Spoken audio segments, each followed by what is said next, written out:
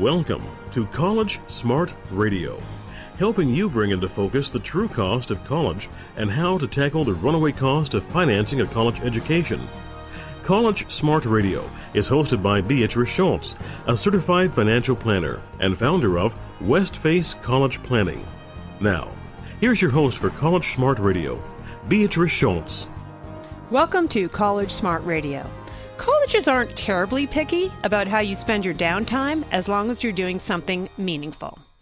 They may not know you spend hours upon hours playing video games, but they certainly will notice a lack of notable activities on your college application. Do you need a list of stellar accomplishments to receive a college acceptance? How do you demonstrate to the admission committee some level of accomplishment, initiative, commitment, and leadership? On today's College Smart Radio program, we're going to discuss how to create a good, solid extracurricular profile to help your student succeed in getting admission to the colleges of his choice. Hi, I'm Beatrice Schultz. Welcome to our weekly show, College Smart Radio, where we help you tackle the runaway costs of a college education. Our show is all about bringing up-to-date and practical advice to parents who are dealing with the cost of a college education for their kids. With some Ivy League private schools costing over $60,000 a year, a UC costing $35,000, and a California State University running $25,000, parents need more help than ever. We bring you that help by sharing ways to pay less, tapping into financial aid, and prioritizing your source of funds to make sure you get through the most expensive years of your life. Based on my own education and experience, I share my insights with you week in and week out. I hold a Bachelor of Science degree in Chemical Engineering and a Master's degree in International Business. I am a certified financial planner and the owner of the San Carlos-based college planning business, Westface College Planning. I host workshops and webinars on college planning and consult with parents on a daily basis. In addition to my insights, I bring in experts in many areas of the college process, from counselors, financial professionals, financial aid officers, student coaches, parents, and even students. You'll learn firsthand the ins and outs of how to pay for college and survive financially. In addition to our show, you can find lots of powerful information at our website, westfacecollegePlanning.com and collegesmartradio.com. We have many articles that I've authored with up-to-date information on navigating the waters of paying for the runaway cost of college. We have a monthly e-newsletter full of content about college planning. We also have posted a glossary of key terms used in the world of college planning. Terms like EFC, total cost of attendance, FAFSA, student asset, base years, and so far. And we have a link to our free community parent workshops and webinars that I host to teach parents about how to pay for college and how the financial aid system really works. So let's get into today's show. Applying to college is both exciting and nerve-wracking for your teen and for you. What are admissions committees looking for? How much weight is on marks versus leadership roles versus team sports versus community service? How can you help ensure that your teen has the best chance of getting into the school of her dreams without stressing you out too much in the process? When admissions professionals evaluate your extracurricular activities, there are a few things they're likely to take into consideration during those committee meetings. You hear buzzwords like dedication, leadership, balance, true involvement, specialization. They want you to differentiate between meaningful and minimal contributions. What does all that mean? My guest on today's College Smart Radio show is going to share his expertise to help us understand what defines a great extracurricular profile and how to build one. In the studio with me today is Eddie LaMeire. Eddie has served on the boards of the National Association of College Admissions Counselors and was trained at the Southern Association of College Admission Counselors. He worked in private college admissions at Loyola University for a couple years, and he worked at the University of California for 5 years. For the past 6 years, Eddie has worked as an independent consultant. He's the owner of LeMeire College Consulting in the San Francisco Bay Area, where he does traditional college admission counseling, but he also offers a special program for pre-seniors, which he calls Extracurricular Profile Consulting. Hi, Eddie. Welcome to College Smart Radio. How are you? That is such a wonderful introduction. I feel very, very proud right now. I appreciate everything you've said. Well, I'd like to talk about the associations that are, or I guess it is associations or that are part of the counseling association, just to partially to build credibility and reputation. I think oftentimes the emails that I see from my listeners are, well, how would I choose an independent counselor if I want to use one? So that's why I didn't get into the NACAC and the CACACs of that. Oh, there are so many ACACs all over the country, it's impossible to keep track of them. Yeah, but it means some kind of standard of understanding and an education process also to keep up to date. So let's get started with what exactly is an extracurricular profile? Sure. Now, to give you an idea, if you go into any Barnes & Noble, I guess not Borders any longer, but if you were to go into any Barnes & Noble, the entire college planning section just takes up rows and rows and rows, and the extracurricular section could take up a row on its own. So we're really just going to be scratching the surface today. To give you an idea, college admissions is like a three-legged stool. You have grades, you have test scores, and you have the personal profile. Today we're going to be speaking about the personal profile, extracurricular activities, and that encompasses everything, basically what you do outside of the classroom. It could be in-school activities. It could be out-of-school activities. It could be something very straightforward. It could be something rather complicated.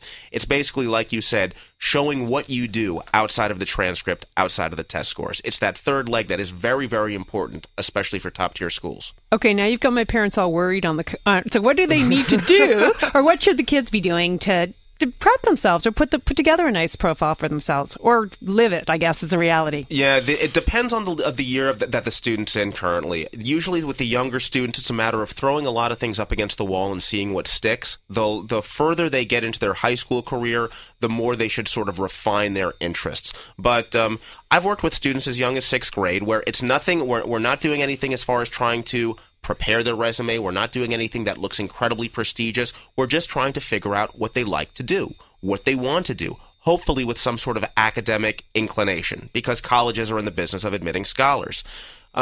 But it can really be anything. It can be any number of things that students pursue in order to show a real extracurricular commitment. It can be leadership. It can be sports. Again, hopefully it'll be something marginally related to academics, but if it's not, the most important thing is the students have an interest, because people generally do well with stuff that they like. And the more competitive colleges are getting, the more that they want to have specialists. They want to have the student that's really good at that one thing. They're good at that little niche project, that real specific academic area. So if a kid really likes it, if they're really interested in it, almost regardless of what it is, outside of playing video games, I encourage them to pursue it to no small degree, because video games, you might as well just turn your mind off. It's being in a coma voluntarily. Everything else, though, you're engaging the world. You can build a really neat activity off of that. Well, I think it's the video game comment that I made earlier on I make because I do have parents that come in the door and go, well, most of what my high school student's doing is playing video games. I'm like,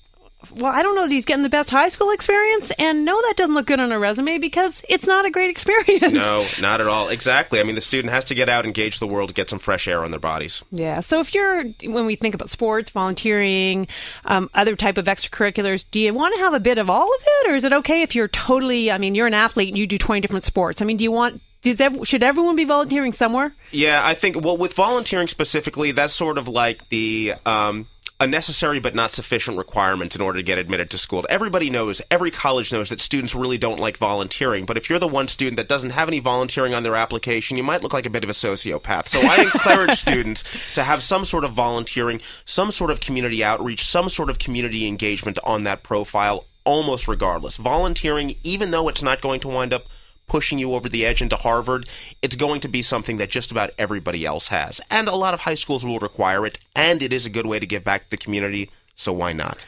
So how do families get started, or students get started thinking, what volunteering is interesting to me? How do they do the research to even figure it out? I think that the best way to start is really in your own backyard. Start with school. Start with in-school clubs. And you can do that as young as 6th grade, because as young as 6th graders are going to have in-school clubs at their schools. Anything from beach cleanups to park cleanups to something with a leadership component to an outreach program that's even affiliated with a sport. Get involved with something in school. That's the cheapest way. It's free. It's easy. There are people in schools that have expertise in the areas where they're placing students in terms of volunteering, and it even goes beyond volunteering.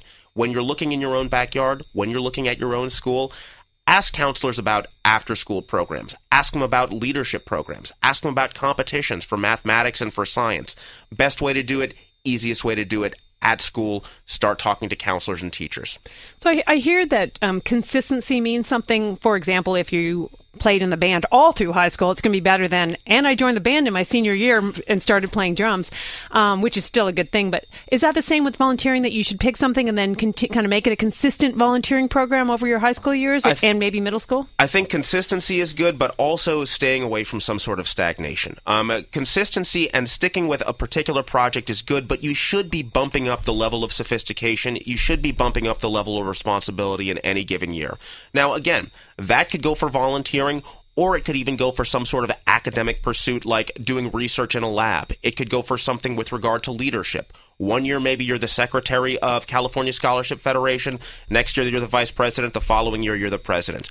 Point being, no matter what you do, you don't want to sort of stay consistent. You stagnate, it just doesn't look that ambitious. You want to move up in terms of challenge, in terms of responsibility from one year to the next, volunteering and everything else. So if you chose a month summer program, I mean, that could be a big volunteer program, but for sure, a lot of people are volunteering their time versus doing something all year round on the weekends. It doesn't matter which one, I guess, or does it? Do you recommend one or the other as far as, is it more committed to take a full month in the summer?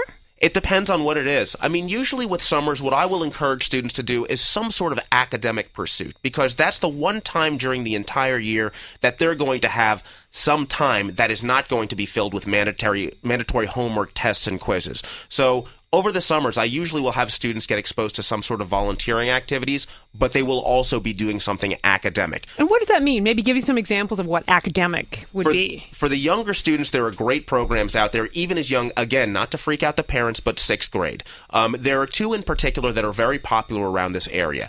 EPGY, that is run by Stanford University, and CTY, that is run by Johns Hopkins Universities. These are programs that will be 2 to 4 weeks, either residential or online, and they will get students exposed in a fun, very fundamental way to some sort of academic pursuit, something having to do with computer programming, something having to do with English writing, and so on and so forth. Is that something that students apply for? Or, they have to apply, so only certain students get into it, so that also is a bit of a prestige thing? It can have some sort of selective component with it, exactly. When it comes to the summer programs, the more selective ones are usually going to be the better ones, and they're often going to be the less expensive ones, as a matter of fact. So those things all kind of go hand in hand. So what would a family expect to spend on a summer program like that? What did Stanford charge for those programs? For EPGY, off the top of my head, I'm not too sure, but if you look at a program, for instance, that's going to be comparable, like the Cosmos program with UC, you're looking at about $3,500 to $4,000 over the course of a summer. Now, that can be pricey, and it's not something that students have to do. However, if you look at a program, for instance, like Cosmos, it does serve as a springboard to other programs in the future where you can use that to leverage your participation in other sophisticated academic activities.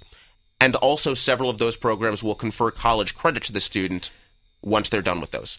Hey, I want to come back to that point because I've got a thought on it, Eddie, but I'm going to have to take a break right now. You're with us on College Smart Radio, where my guest today is Eddie LaMeire from LeMeire College Consulting.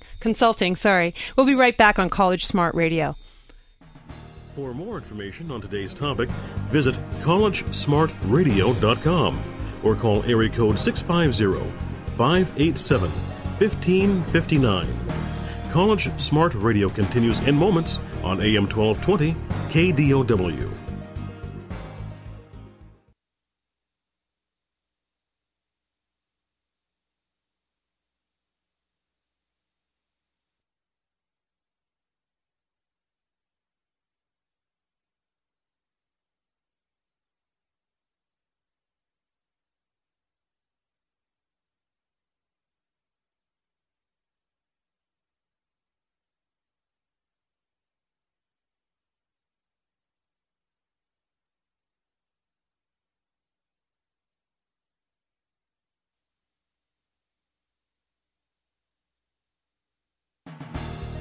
Contact Beatrice Schultz at collegesmartradio.com or call area code 650-587-1559. Now, back to College Smart Radio with your host Beatrice Schultz on AM 1220 KDOW. Welcome back to College Smart Radio, where we help you tackle the runaway costs of college. I'm Beatrice Schultz. I'm talking with my guest, Eddie LaMeire from LeMeire College Consulting, about the importance of extracurricular extracurricular activities when you're applying for college. We all know college is expensive and will most likely be some of the most costly years for a family. Understanding how to navigate the college costs to save everywhere you can is a smart thing to do, and making the best college choice is one of those smart things that ultimately is going to save you money. To help families be on this radio show, I host community workshops, live and via webinar, several times a month that explain the costs of various colleges, how the financial aid system works, and things to consider to prepare yourself for this tremendous expense. You can find my workshop schedule and register at collegesmartradio.com.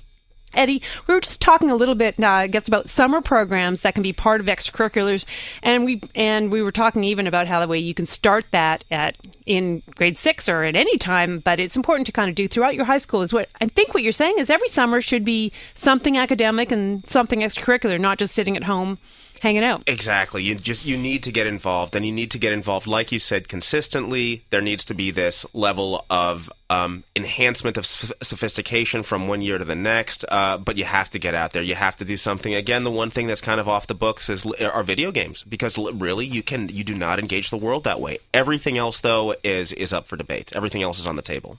So, and I know as part of your practice or your business, you do work with families to help them put together their extracurricular profiles. And so what kind of process would you go through with a family to kind of help them, or directly with the student, to put together a program? Is that what it is? Or, yeah. I mean, and it's something that's always very fluid, and it's really flexible, because if there's one group of students that's really capricious, it's high school kids. They change their interests like the weather. So what I do at the beginning is I try and get a very good idea of what direction the student wants to go, what they're interested in. Are they a math science kid? Are they a humanities language kid? And once we go down that road, that's when we start throwing things up against the wall and seeing what sticks. What are you interested in terms of math science? Are you a competition kid? Are you a science fair kid? Are you somebody who just likes to study? In all cases, the most important thing is getting started early, because you do want this process to be almost like a step ladder, where you move from one level to the next level, to the next level, to the next level. And this goes from students that are just doing basic volunteering, where they start off just doing piecemeal volunteering. By the time they're a senior, maybe they've started their own nonprofit organization. It goes from that all the way to the student that's starting off doing low-level research in a lab, and by the time he's a senior, he has a patent under his name. And both of these things have happened. This is not being extreme or over the top. Not every student is going to try to shoot for that, but you do want to shoot for this level of enhanced responsibility to show the schools that you're committed and to provide support for what you say about yourself in the application. Because ultimately, these extracurriculars are evidence to show that you really are interested in what you say you're interested in, to show that you really are committed academically to what you say you're committed to. They're like pieces of evidence in a court case. So you want to have those things kind of consistently manifested throughout your entire high school career. So you have worked in admissions at colleges, and so maybe just give us a sense of what that job is, or what an admissions officer does, or how much time is spent on an application, and where does the eye go to? And I mean, I know that's kind of a general thought, but just take it. I mean, no, it's a great question, and I'll give you the best way to approach it. Really, is within the context of the extracurriculars and differentiating between private schools and public schools. Private schools, you get about a half hour worth of a read. It is discussed between members of the office. You have probably had an interview with a student.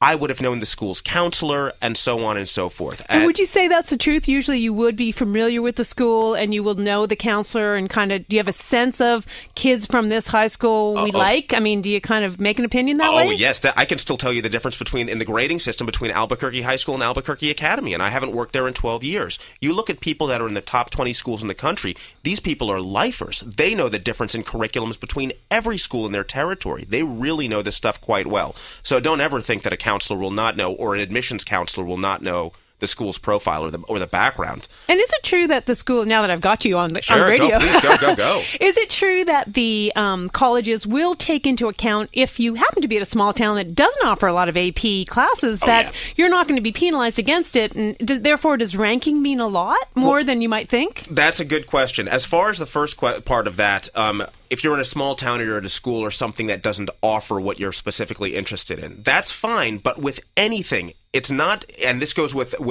pursuing the extracurriculars all the way through the essay. It's not the fact that you've confronted an obstacle, it's a fact that you've gotten beyond it. So if you're in a 1,200 person town in the middle of South Texas, and you are not at a high school that offers AP classes, you know what? You could probably find online AP classes. You could probably find a community college class within driving distance that you could go to take it. That's the impressive part, is doing something not that indicates that you have an obstacle, but that you can get beyond it. So as far as the background and the opportunities that are available, that's going to be taken into consideration. Everything is looked at in the context of what the student has at their disposal and what they have available. That's great. Okay, so now thank you for that little side thought.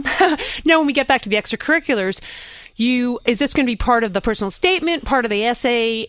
Is that what you mean? That's where you state it and then you prove it in the application by actually listing what you've done? Is that kind of the model you think of? Good question. I'll give you probably the easier way to describe it is with the way the University of California does it. Okay. When I was with UC, I was with UC San Diego. I worked in admissions and outreach. Every year during admissions season, I would spend about 3 to 5 minutes on an application. It was nothing more than looking through the extracurriculars, seeing how much the student had done, bubbling in the appropriate number of points we were going to give to them, and then looking for more support or more amplification of these activities in the essay. Now, UC has changed their reading procedures a lot since I last did that. I last really worked in admissions in 2005 there, so they've changed a whole lot, but that will give you an idea of how this is, the fact that the extracurriculars do really matter. Even in a school that was on a point system, we would look at the extracurriculars, for instance, number of volunteer hours, and we would allocate points based on that volume of hours. Okay, so and do you think that's true for most admissions, that they actually do have different people looking at the application, and some are looking at the extracurriculars, some are looking at the academic standards, I'm assuming? Is that kind of how it's grouped? Is there more areas? You pretty much have it right. You're looking at academic standards that are split between the transcript and the test scores, and then you're looking at the extracurricular profile as well. With UC, it's a little bit different just because you're going to get 60 to 100,000 applications every year. You've got processors that have to go through the academic part. You have external readers that have to go through other parts. You have internal readers that have to go through a third part. So you do have a lot of different people doing different things. Usually with private schools, it's basically 3 reads. You get the regional reader that reads it the first time, you get one of their supervisors reading it a second time, and then if there needs to be a tiebreaker, you have a director doing the tie-breaking. So again, kind of a sidebar, that's generally the way that the difference between private schools and public schools will work also. Public schools kind of have to break it up a little bit. Private schools, it can be a little bit more streamlined and go through one person to the next with much more personal interaction. Yeah, no, well, it's an amazing process, and it's amazing to think of all the work and the difference that first impression makes such a huge difference. This is true. You are correct. Yeah, and so I think to get back to the extracurricular activities, and you were kind of going through the process of how you would work with a family. So now they get started, and then you kind of are reviewing with the family as they're going through the years before high school, and also building the resume kind of along the way? Exactly. That's what it comes down to, is building the resume and having something on paper that can show some sort of progression. I'll give you the best example, I think, because this is not something that students should aspire to because it's very difficult, but it's something that gives you an idea of this stepladder approach. I had a student a couple of years ago, started off summer after 8th grade, did EPGY with Stanford. Great program, really liked getting involved. Actually, I'm going to stop you because tell me what that acronym is, because you said it before. Oh, do you know? Yes, Education Program for Gifted Youth. Okay, great. Thanks. They started with that. Summer program, again, can do it online or face-to-face. He did that for one summer. Did a lot of stuff in school the following school year. Next summer was accepted to Cosmos, the UC summer program for math and sciences. Did a lot of great work there. The following fall, we placed him working with a mathematics professor at San Francisco State, doing mathematical modeling of DNA knots. He did that for a full year. He leveraged that in order to get a lab position at Stanford, where he worked in engineering with a focus on material science with a specific focus on thin films. And then he did a program with Stanford after that. He's currently at Yale. That gives you an idea of how you can really leverage those extracurriculars and move up that stepladder. You start with something basic like EPGY, sort of selective but not over the top, and eventually moving to a school like Yale, which has an acceptance rate of about 6 to 7%. So you can see this is something, there are a lot of other parts of the process, but this is something where you can progressively move one step to the next in terms of sophistication. And on that, so how about a student who is a little bit more humanities oriented, not the one who's going to be doing the science project or doing DNA node work? Yeah. I mean, do you want to give us an example of one of those? It's much more fun because humanities majors, they're not as bound by this sort of stepladder. You can pretty much get involved with just about anything at any year in terms of humanities. You can be much more creative. One of my favorite stories is a young girl I worked with on the peninsula who was a little bit shy, a little bit introverted, had kind of a domineering mother, so she started doing writing workshops with young girls around her area at a library to help them find their voices.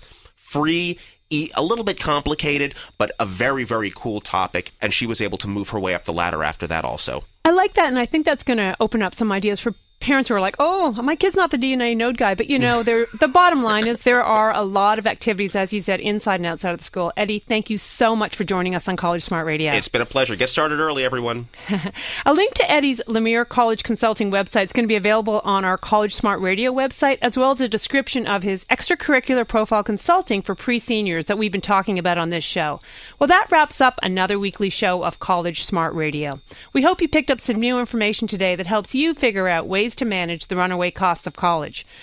You can hear us each week here on KDOW 1220 AM, Saturdays at 3 p.m. We promise to bring you up-to-date information from the front lines of helping parents deal with the most expensive years of their lives. For a link to a podcast of this show and our prior weekly shows, go to our website, www.collegesmartradio.com. And if you'd like to listen to our podcast from your iPad or your iPhone, you can go to Spreaker.com or to download the Spreaker app, look up College Smart Radio, and you can listen to our podcasts while you're in your car or walking or just walking around, or maybe when you're out jogging in the morning. How that is what you're listening to. And in addition to the podcast, you'll also find a schedule of our upcoming shows on our website. Plan to join us at one of our upcoming West Face College Planning workshops in San Carlos. And we've also added monthly webinars to our schedule. Starting in January, we've had a couple of webinars to better accommodate families that were not able to attend the live workshops. You can reserve your seat at the workshop at collegesmartradio.com. This is Beatrice Schultz. Thanks for tuning in to College Smart Radio. We look forward to sharing more helpful information next week. You've been listening to College Smart Radio with certified financial planner Beatrice Schultz. If you have questions on today's topic, log on to collegesmartradio.com or call area code 650-587-1559. That's 650-587-1559. Join us next week at this time for another edition of College Smart Radio on AM 1220 KDOW.